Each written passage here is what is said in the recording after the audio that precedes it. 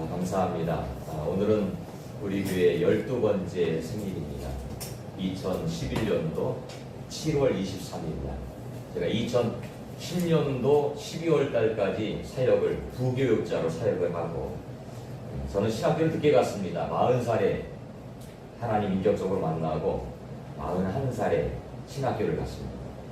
백석대학 신학대학원을 갔습니다. 원래는 음대를 졸업하고 서울에는 세종대 음악대 성악과를 졸업을 하고, 그 해에 수원 시립합창단에 들어가서 합창단에서 프로 합창단 생활을 했습니다.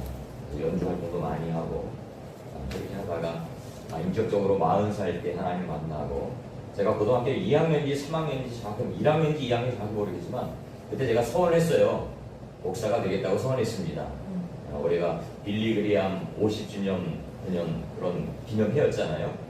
국동문서 굉장히 많이 홍보했는데, 그때 빌리 그리암 목사님이 여의도에 와서 대규모 집회를 할 때가 있었어요. 그때 제가 참석을 하고, 그 목사님이 이 중에서 앞으로 목사나 선교사가 될 사람들은 일어나라, 축복기도 하겠다. 근데 성령님이 저를 일으킨 거예요.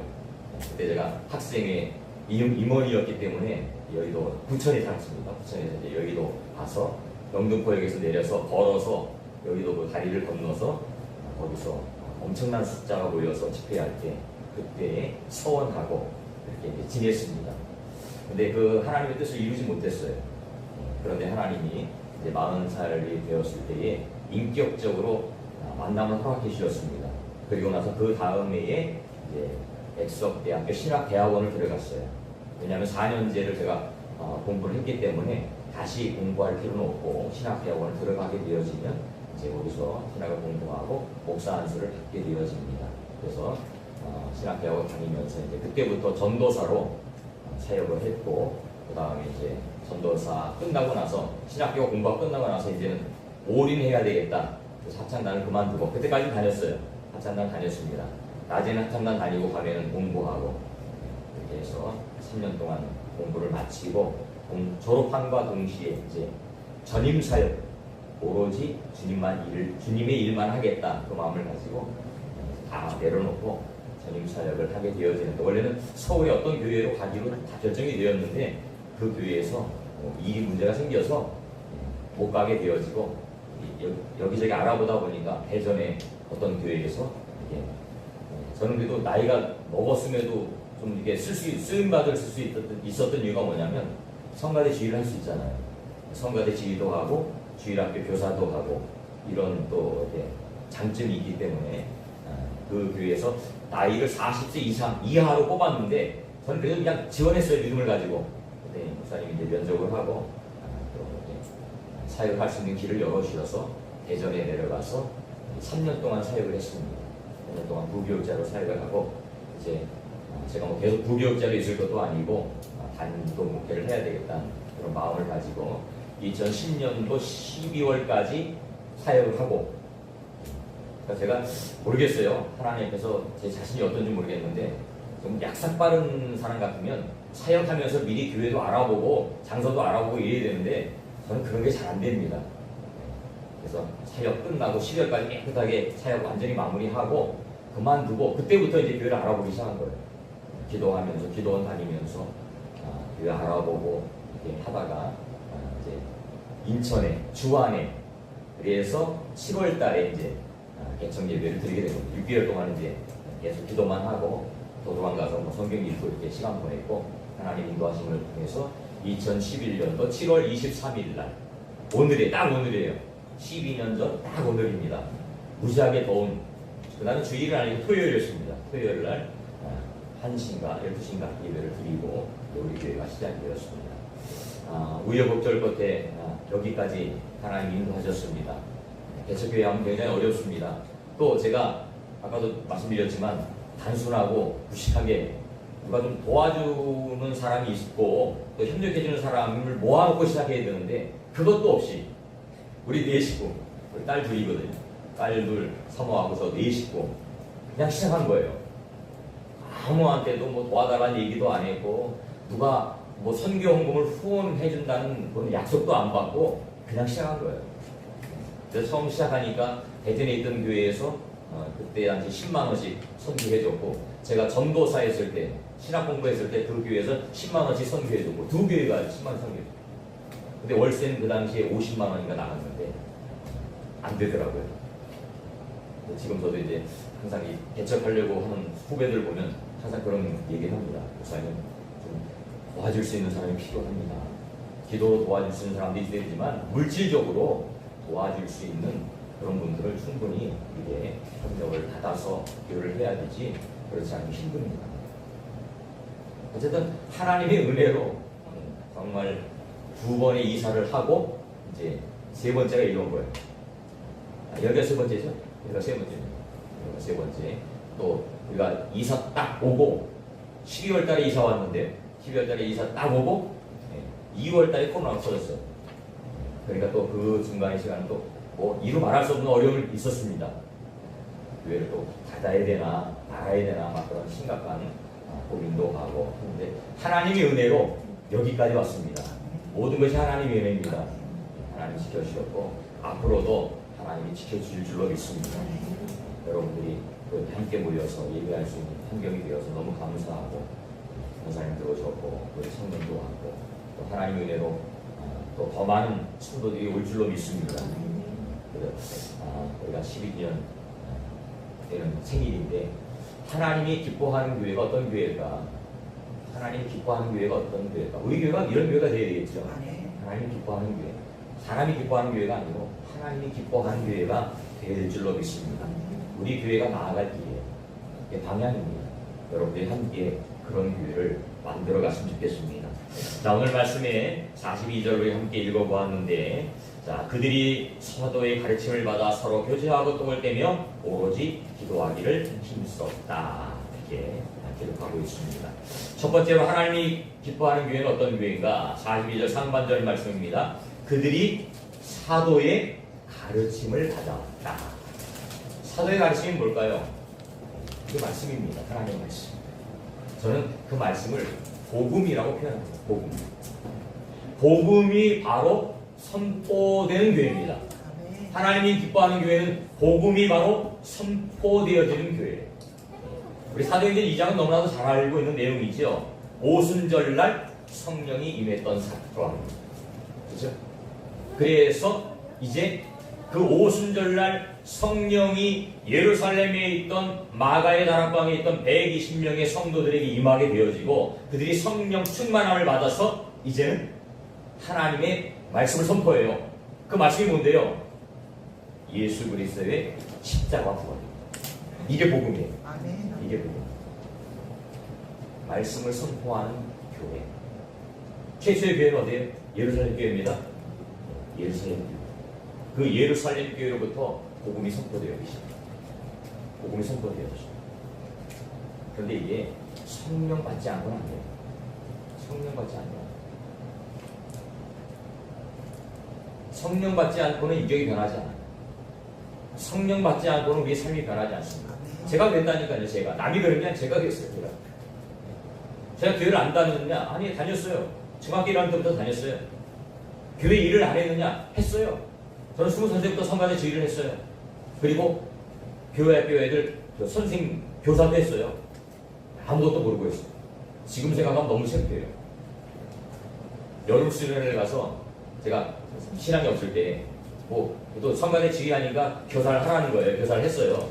여름 성교회 가는데 애써서를 이렇게 막 해서 이제 본과 중에 있는데 그 애써서 뭔지도 모르고 그냥 하는 거예요. 하는 거예요.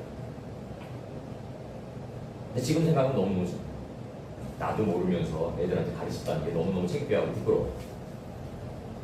근데 했어요. 열심히 했어요. 주일날 빠지지 않았고 성가대 한 번도 빠진 적 없고요. 제가 맡겨진 사명은 다 했어요. 그런데 그 열심은 나를 위한 열심이죠.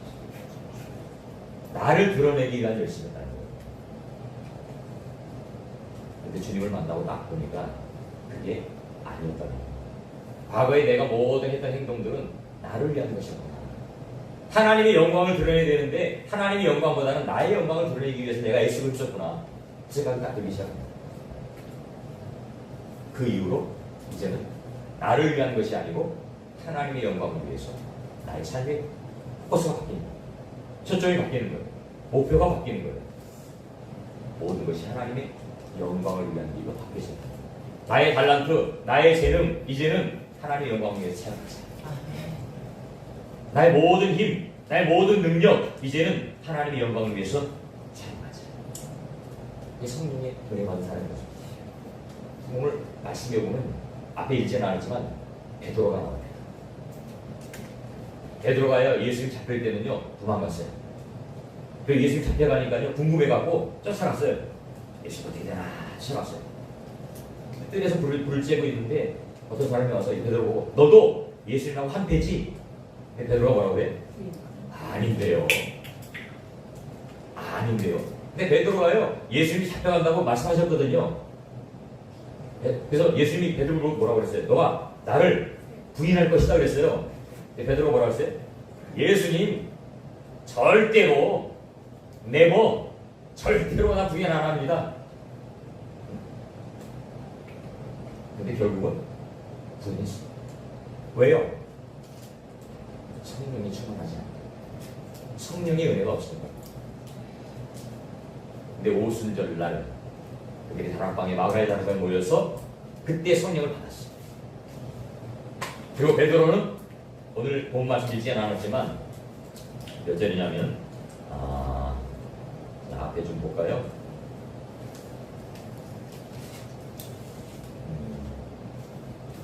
자 15절 2장 15절 한번 볼게요. 14절부터 볼까요? 한번 눈으로 여러분들 보시기 바랍니다. 제가 읽을게요. 베드로가 11 사도와 함께 서서 소리를 높여 이르되 유대인들과 예루살렘에 사는 모든 사람들아 이 일을 너희로 알게 할 것이니 내 말에 귀를 기울이라. 때가 제 삼신이 너희 생각과 같이 이 사람들이 취하는 것이 아니라. 이제 베드로가 많은 사람 앞에서 베드로와 제자들이 많은 사람 앞에서 지금 선포하고 있어요. 예수에 대해서 예수 그리스도에 대해서 선포하고 있어요. 그때가 몇 시냐? 15절에 보니까 제 3시라고 3시. 3시라는 것은 우리나라 시간으로 따지면요 9시에 9시. 9시부터 무슨 사람들이 술 먹었겠느냐는 얘기예요. 술 취했겠느냐? 이 아침에 무슨 술 취했겠느냐? 지금 성령의 감동에 대해서 막 방언하고 막 이러니까 사람들이 그들 향해서 야, 저 사람 술 취했다 얘기예요. 베드로가 우리는 술 취한 것이 아니다. 하나님의 은혜가 우리에게 임한 것이다. 아니 그렇게 걱정했던 베드로가 이제는 수많은 사람들 앞에 서서 복음을 전하는 거예요. 선포하는 거예요. 그것이 바로 성령의 능력이 있다는 것이죠. 복음을 선포하는 거예요. 저와 여러분들은 복음을 소중하게 해야 됩니다. 이 세상에 복음보다 더 값어치 있는 거 있어요? 없어요. 예수 그리스도보다 값어치 있는 거 있어요? 없어요. 예수님이 우리 최고의 값어치, 최고의 값어치. 그 값어치를 우리 마음속에 소중하게 간직해야 됩니다. 그 어떤 것을 준다 해도 그 예수 그리스도의 복음과 우리가 바꿀 수 없는 이 세상 그 무엇과도 바꿀 수 없는 복음. 그 복음이 바로 예수 그리스도. 그 복음의 주요 내용은 뭐예요? 십자가와 부활이라는 거예요. 23절, 24절입니다. 2장 23절, 24절 같이 봅니다. 눈으로 보셔야 되기를 제가 읽겠습니다. 그가 하나님께서 정하신 뜻과 미리 아신 대로 내준 바 되었거늘 너희가 법 없는 자들의 손을 빌려 못 박아 죽였으나 하나님께서 그를 사망의 고통에서 풀어 살리셨으니 이는 그가 사망에 매여 있을 수 없었습니다. 예수님에 대해서 선포하는 거예요. 수많은 사람 앞에서 너희들이 십자가에 못 박혀 죽인 그 예수님 이제는 부활하신다. 죽지 않았다. 다시 살아나신다. 예수님 왜 죽으신 거예요? 나의 죄 때문에.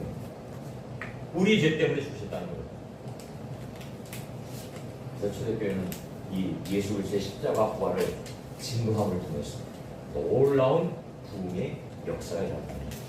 오늘 41절에 보니까 그 말씀 나오죠. 다시 읽어볼까요? 41절 시작. 그 말을 받은 사람들은 세례를 받음에 이날에 신도의 수가 3,000이나 더하더라. 예수 그리스도의 복음을 듣고 그들이 영접했다는 거예요. 예수님 믿는 게 뭐예요? 내 마음속에 영접하는 거예요. 내 마음속에 영접. 내가 죄인이라는 사실을 고백하고 예수님이 나 때문에 그 십자가를 지셨다는 사실을 고백하고 이제 내 마음속에 주인이 누구다? 예수님이다. 이제부터는 예수님의 인도함을 받겠다. 이게 신앙의 고백이고 결단이에요. 내 주인이 바뀌는 거예요. 내 주인. 여러분들 주인이 누구예요? 예수님이에요. 진짜 확실히 맞아요? 아멘. 내가 내 주인이면 예수님이 내 안에 안 계십니다. 예수님 주인. 예수님 주인. 그래서 바울은 고백한다. 살아도 주를 위해서, 죽어도 주를 위해서, 먹어도 주를 위해서, 일을 해도 주를 위해서. 여러분 직장에 왜 가는 거예요? 돈 벌러 가죠. 왜 돈 버는 거예요? 돈 벌어서 잘 먹고 잘 살고 여행 가고 좋은 집 사고 좋은 차 살라고요? 이게 목적이 바뀌어요. 우리 믿음의 사람. 돈 많이 버는 게 나쁜 게 아니에요. 돈 많이 버는 게 나쁜 게 아니에요. 돈 그 많은 돈을 어디에다 쓰느냐 이게 중요해요. 하나님의 영광을 쓰며 하나님의 영광을 위해서 쓴다는 그건 최고 축복이에요. 근데 그 많은 돈을 가지고 죄 짓는 데 쓰면 그건 축복이 아니라 저주는 거예요. 그래서 복음이 없으면 그 누리는 것이 결코 축복이 아니라는 거예요. 누리는 축복이 아니에요. 예수 안에서 누려야 그게 진짜 축복입니다. 예수 안에서 누려요. 예수 안에서 돈도 많이 버시고 예수 안에서 정말 훌륭한 사람 되고 똑똑한 사람 되요. 그럼 그 좋은 걸 가지고 하나님 영광을 위해서 쓰는 거예요. 그 축복. 근데 예수가 없으면 많이 벌면 뭘 거예요? 죄 짓는 데 생각할 거 아니에요. 요즘 우리나라는 굉장히 심각한 문제가 뭐냐면 이게 마약 문제인데 아이들 초등학생들도 마약을 해요. 이게 참 어떻게 될지 모르겠어요. 초등학생들도 마약을 하더라고요. 또 성범죄. 심각한 문제. 점점 심각해져. 이게 말씀으로 세워지지 않으면 정말 어떻게 될지 모르겠어요. 최후의 보루가 교회입니다. 그래서 우리 아이들, 뭐 지금 많은 아이들 나오지 않지만 우리 아이들 어렸을 때부터 얘기했어요. 반드시 믿음으로 세워져야 된다. 또 결혼해야 된다. 요즘은 결혼도 꼭 앞에다 단서를 달아야 돼요. 이성하고 해야 된다. 동성하고 하면 안 된다. 동성애가 얼마나 지금 난리인지 몰라요. 죄인지도 모르고. 그게 인권이다. 그게 뭐 어쩌다 문화다. 사단이 문화를 통해서 역사하는 거예요. 가정이 파괴되는 겁니다, 여러분들. 가정을 이뤄요. 행복한 가정. 하나님의 뜻을 이루어야 돼요. 가정을 이루고 그 가정 안에서 자녀들을 출산하고 그 자녀들을 믿음으로 키우는 거예요. 이게 전도예요. 딴 게 전도 아니에요. 복음이 증거돼요. 저는 말을 잘 할 줄 몰라서 웃기는 이야기 뭐 이런 거 못합니다. 어떤 목사님도 뭐 웃기는 이야기 많이 하고 막 배꼽을 빼고 막 그러잖아요. 그래서 저는 그런 걸 할 줄 몰라요. 하나님 말씀만 전해요. 복음만 전해요. 성경 말씀만 전해요. 근데 사람들은요, 웃기는 목사님 보면 좋다고 그러고 은혜 받았다고. 여러분, 은혜는 어떤 데 받는 거예요? 말씀을 통해서 받는 거예요. 그죠? 웃기는 게, 웃는 게 은혜 받는 게 아니에요. 말씀을 통해서 은혜 받아야 되는데, 사람들은 웃기고 재밌으면 은혜 받았다고. 안 그래요. 그러니까 권사님은 안 그렇지만 그런 사람들이 많이 있다니까요. 그러니까 이 믿음으로 바로 세워져 있지 않으면 헷갈리는 거예요. 혼돈이 되어지는 거예요. 이 심각한 문제입니다. 우리 교회는 끝까지 하나님의 말씀으로 세워진 교회가 되어질 줄로 믿습니다. 아멘. 말씀이 바로 선포돼요. 그게 교회 생명력입니다. 아멘. 말씀이 없어지는 순간 그 교회는 생명력을 잃어버립니다. 두 번째로는 서로 교제하고 떡을 떼는 교회. 서로 교제하고 떡을 떼는 교회. 우리 교제는 너무 중요합니다. 교제는 너무 중요합니다. 이 세상의 가장 큰 축복은요, 만남을 통해서 이루어집니다. 만남을 통해서. 좋은 부모님을 만났다면 그 사람은 축복받은 사람이에요. 그렇지? 특히 믿음의 부모님을 만났다면 그 사람들은 더더욱 축복받은 사람이에요. 복음을 들을 수 있는 확률이 훨씬 높아집니다. 저 같은 경우는 불신자의 가정에 태어났기 때문에 복음을 듣지 못했어요. 초등학교 갈 때까지요, 한 번도 교회를 가본 적이 없어요. 그리고 제 생각에는 제 옆에서 야, 교회 가자라고 얘기한 사람도 없었어요. 제 생각이 그래요. 뭐라 누가 했을지는 모르겠지만 전혀 기억이 나지 않아요. 근데 중학교 딱 들어가서 가장 친한 친구가 저한테 교회를 가자고 했어요. 제일 친한 친구가 교회 가자고 그러니까 그래, 가자 그런 거예요. 그래, 갈게 그런 거예요. 그게 스타트가 돼서 시작이 되어서 지금까지 한 번도 안 빠지고, 불신자의 가정에서 중학교 1학년 때 처음, 제가 4월달인가 5월달 처음 갔는데요, 그때 처음 가고 나서부터 한 번도 안 빠졌다니까요, 교회를. 왜 가능해요? 쉬운 거 아니에요? 근데 제 성격 자체가 그런 것도 있어요. 한번 뭐 하려고 하면 이게 하지, 중간에 뭐 변도 부리고 뭐 이렇게 하고 그런 거 아니에요. 제 책임을 굉장히 지려고 하는 스타일이에요. 제 맡겨진 일들은 최선을 다해서 하려고 하는 성격이기 때문에 그런 거가 요인이 있어요. 어쨌든 누군가의 전도를 통해서 그게 이루어집니다. 만약에 제가 우리 부모님이 예수 믿는 사람이었다, 교회를 다니는 사람이었다, 그러면 어려서부터 신앙생활이 있으면 훨씬 더 빨리 은혜도 받고 훨씬 더 빨리 목회자의 길을 걸었습니다. 지금 생각하면 약간 후회는 돼요. 빨리 신학할 걸. 근데 한편으로 생각하면 감사해요. 늦게라도 시작했습니다. 늦게라도 하나님 일을 할 수 있었습니다. 감사합니다.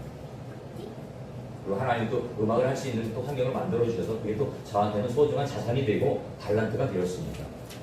그게 감사하죠. 가정이 잘 평화로우면요, 행복한 삶을 살 수 있습니다. 그죠? 교회도 마찬가지. 하나님이 우리 교회를요, 가정으로 만들어준 거예요. 여러분들 모두 한 식구입니다. 같이 밥을 먹잖아요. 그죠? 한 식구. 어려운 일이 있으면 함께 기도하고, 좋은 일이 있으면 함께 축하하고. 어떤 가수가 그런 노래를 불렀어요. 우리 만남은 우연이 아니요. 노사연 권사님. 우리 만남은 우연. 하나님의 계획에 의해서 우리는 진행되어지고 이렇게 만남을 가진 것입니다.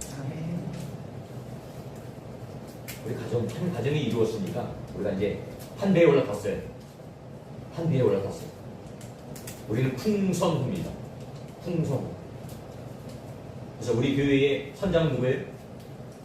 목사님 아닙니다. 예수님입니다. 예수님. 네. 우리 교회 선장님은 예수님이에요. 우리는 다 그 안에서 여러 일들을 만든 거예요. 어떤 사람은 식사하는 일, 어떤 사람은 청소하는 일, 어떤 사람은 정비하는 일, 여러 가지 맡겨진 일들이 있어요. 그 일들을 잘 이루어 나갈 때에 그 배는 목적지까지 잘 운항되어질 수 있는 거예요. 또 어느 한 부분이 부족하면 그 부분을 서로 맺고 가는 거예요. 협력하는 거예요. 그죠? 그러면 아름다운 그런 여행이 될 수 있습니다. 아름다운 여행이 될 수 있어요. 그래서 여행 다녀보면 아시겠지만 여행 다니면 뭐 이상하게 좀 분위기를 흐르는 사람이 있어요. 그죠? 트러블 메이커라고 우리가 얘기하죠. 여행 가면 분위기 이상하게 만드는 사람이 있어요. 저희 친구들 중에도 있어요. 우리 고등학교 친구들 친하게 만나는 친구들이 있는데 그놈만 끼면 분위기가 이상해져요. 근데 어떤 사람은 피스메이커가 있어요. 그 사람이 끼면 분위기가 아주 좋아지는 거죠. 저와 여러분들 모두는 복음을 가진 사람들이기 때문에 피스메이커가 되어야 됩니다. 우리가 가는 곳에 기쁨이 있고 행복이 있고 목적지까지. 우리의 목적지는 어디예요? 가나안이죠. 가나안. 천국입니다. 그 목적지까지 잘 순항이 되어질 수 있도록 협력해주는 거예요. 도와주는 거예요. 그게 서로 교제하고 떠볼 때입니다. 기도하고 떠들 때. 여러분 어려운 일 있으면 저한테 문자 주세요. 기도해 달라고. 또 축하할 일 있으면 저한테 문자 주세요. 축하해 주라고. 그럼 같이 축하해 주고 같이 기도해 주고 어려운 일 있으면 같이 고민하고 머리를 맞대면요 해결되더라고요. 어려운 일 있잖아요. 그럼 같이 이야기하면 해결돼요. 괜히 혼자 끙끙할 필요 없더라고요. 우리 사모도 마찬가지예요. 우리 사모가 간 때문에 굉장히 고생했다고 그랬잖아요. 간 때문에. 근데 어느 날 시찰의 모임이 있어갖고 그 얘기를 했어요. 우리 사모가 간 때문에 길병원 다니는데 치료가 안 된다. 그랬더니 어떤 목사님이 그걸 딱 듣고서 잠깐만 기다려가지고 당장 전화하더라고요. 본의교회 장로님한테. 서울대 직원이었거든요. 그래서 바로 예약을 해줬어요. 서울대 여기 한번 가려면 3개월 이상 걸려야 돼요. 바로 그 장로님을 통해서 예약을 해줘갖고 서울대로 간 거예요. 서울대 가서 좋아져요. 말 하나는 몰라요. 어려운 문제가 뭔지 몰라요. 여러분도 마찬가지입니다. 살아가면서 어려운 문제 많이 있잖아요. 부끄럽게 생각하지 마시고 이야기해 주세요. 직접 만나서 이야기 힘들면 문자라도 주시면 제가 기도하겠습니다.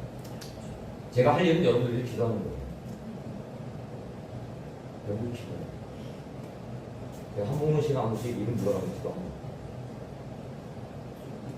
여러분들도 저를 위해서 기도해 주시죠. 제가 다른 목회자가 될 수 있도록 하나님 앞에서 정말 충성된 일꾼이 될 수 있도록 교제해 나눠요. 마지막으로 세 번째는 기도하는 교회입니다. 오로지 기도하기를 힘씁니다. 기도하는 교회. 기도는요, 영의 에너지입니다. 영적인 에너지, 영적인 에너지. 육신의 건강을 얻기 위해서는 음식을 많이 먹잖아요. 봄날이 되면 삼계탕을 먹고 뭐를 먹잖아요. 왜? 여름에 막 기운이 다운이 되어서 힘이 없으니까 힘내자고 삼계탕도 먹고 장어도 먹고 드시잖아요. 그럼 몸이 조금 기운이 나요. 우리 영적인 에너지를 충전하기 위해서는 기도해요. 기도하지 않으면 넘어질 수밖에 없어요. 쓰러질 수밖에 없어요. 에너지가 넘쳐야 건강하지. 그죠? 우리 영적도 마찬가지예요. 에너지가 넘쳐야 건강할 수 있어요. 마귀가 우리를 건든다니까요. 마귀가 우리를 계속 괴롭힌다니까요. 근데 기도하는 사람들은 그걸 물리칠 수 있어요. 물리칠 수 있어요. 우리 건강이 언제 악화됩니까? 면역력이 떨어지면 악화돼요. 면역력이 떨어지면. 그래서 면역력을 키우기 위해서 뭐 여러 가지 약도 먹고 영양제도 먹고 저도 비타민 D를 열심히 맞습니다. 면역력이 뭐 된다고 그랬어요. 우리 육신이 그래요. 우리 육신이 그런 것은 우리 영도 마찬가지예요. 기도하지 않으면 우리 영은 계속해서 죽는 기도해요. 기도는 또 하나님의 능력을 받는 통로예요. 하나님 능력을 받는 통로. 기도함을 통해서 하나님 그 사람들을 사용하십니다. 기도하는 사람들을 통해서 하나님의 일들을 이루어가게 하십니다. 능력받게 하십니다. 바울이 감옥에서 기도했습니다. 기도했습니다. 찬송하고 기도했더니 놀라운 일이 벌어지죠. 감옥 문제. 이 손에 채웠던 것이 풀어집니다. 기도하는 사람은 하나님의 일을 이룰 수 있고 기도하는 사람은 영적으로 승리할 수 있습니다. 예수님도 기도하셨다니까요. 겟세마네 동산에 기도하셨어요. 저도 예루살렘 갔을 때 그걸 봤어요. 아, 예수님 여기서 기도하셨구나. 여기서 기도하셨구나. 그 생각이 딱 되니까 가슴이 뭉클하고 예수님도 기도하시는 거예요. 땀방울이 핏방울이 되는 것은 기도. 우리도 기도해야 됩니다. 그럼 이거 기도해야 됩니다. 마음속으로 하고 싶죠, 그죠? 잘 안 돼, 이게. 그죠? 어떤 일이 터져야 막 그때서야 비로소 하나님께 무릎 꿇고 기도해요. 안 터질 때 해야 되는데 참 우리는 미련해서요. 뭔가 터져야 기도해요. 우리 사모도 처음에 새벽 기도할 때가 언제냐면 우리 아이들이 아니라 아이를 낳아야 되는데 아이가 큰애 낳기 전에 뭐 유산이 몇 번 됐어요. 그러니까 이제 그때부터 기도하는 거예요. 새벽 기도. 하나님 기도하게 만드신 거예요. 교회에서 집사 직분을 받았는데 새벽 기도 안 나갔거든요. 하나님이 그렇게 하니까 이제 저는 간절해지니까 기도하게 돼요. 저도 마찬가지예요. 새벽 기도도 절대 못 갔어요. 왜? 제가 노래하는 사람인데요. 새벽에 일찍 일어나면요. 목이 컨디션이 좋을 수가 없어요. 잠을 푹 자야 목이 컨디션이 좋죠. 여러분들 새벽에 일어나면 컨디션이 좋아요? 목이 벌벌벌 하잖아요. 그러니까 그게 핑계거리였어요. 저한테는. 아주 좋은 핑계거리였어요. 나는 절대로 새벽 기도 못한다. 그런데 나중에 위기의 상황이 되니까 가지더라고요. 기도하게 되더라고요. 이제 뭐 새벽 기도 매일 해도 괜찮아요. 감사하고 할 수 있다는 자체가 감사하고 이제 가장 첫 시간에 고요한 시간에 하나님과 만날 수 있다. 만남의 시간을 갖는다. 너무너무 감사한 거예요. 어떤 목사님이 그렇게 책을 썼어요. 너무 바빠서 기도합니다. 말이 안 되는 것 같지만 바쁘니까 더 기도합니다. 왜? 해야 될 일이 더 많으니까 기도해야지. 하나님께 맡겨야죠. 기도합니다. 여러분 기도하시기 바랍니다. 아멘. 기도는 하나님 자녀의 특권입니다. 특별한 권리예요. 하나님의 축복을 나에게 옮기는 그런 능력이 있습니다. 이게 별거 아닌 것 같은데요. 대단한 능력이 있습니다. 기도하는 부모님의 자녀는 결코 망하지 않습니다. 부모로서 가장 저는 최고의 축복은 그거거든요. 기도입니다. 자녀들이 기도하세요. 우리 집 많이 묻어지는 축복이에요. 기도를 통해서 아이들이 잘 믿음으로 세워질 수 있고 하게 되어지면 우리 자녀들이 축복의 삶을 살아갑니다. 또 기도는요, 마귀를 박살내는 도구예요. 마귀를 박살내는 도구. 우리 무기예요, 무기. 기도를 통해서 마귀를 박살냅니다. 영적으로 깨어있지 않으면 절대 이루어지지 않아요. 우리 교회가 이런 교회가 있으면 좋겠습니다. 기도가 뜨거워지는. 우리 금요일날 금요 기도회 하는데 원장님 나와서 기도하잖아요. 저도 요즘 계속 제 스스로가 은혜 받아요. 마음이 뜨거워지고 성령 충만해지고 더 많은 사람이 왔으면 좋겠어요. 더 뜨거워질 것 같아요. 시간 되면 꼭 오셔서 기도하시고요. 새벽에도 시간 되시면 오셔서 기도하시고. 기도하는 교회는 결코 망하지 않습니다. 기도가 잠자는 순간, 기도가 침체는 순간 마귀가 역사하는 거예요. 마귀가 역사하는 교회가 아니고 하나님의 역사가 나타나는 교회. 그런 교회가 됐으면 좋겠습니다. 이제 우리 교회가 앞으로 달려갈 길이 더 많습니다. 그죠? 이제 12살이에요. 12살이면 초등학교 한 5학년쯤 되나요? 이제 뭐 중학생 되고 고등학교 되고 청년이 되면 더 큰 일을 해야 됩니다. 힘있게. 그런 일을 할 수 있도록 여러분 함께 협력해 주시고 저와 여러분들은 동역자입니다. 하나님이 여러분들 우리 교회에 보내주셨는데 분명한 뜻이 있어서 보내주신 줄로 믿습니다. 그 일을 함께 이뤄나갈 수 있는 여러분들 되시기를 주님의 이름으로 축원드립니다. 기도하겠습니다.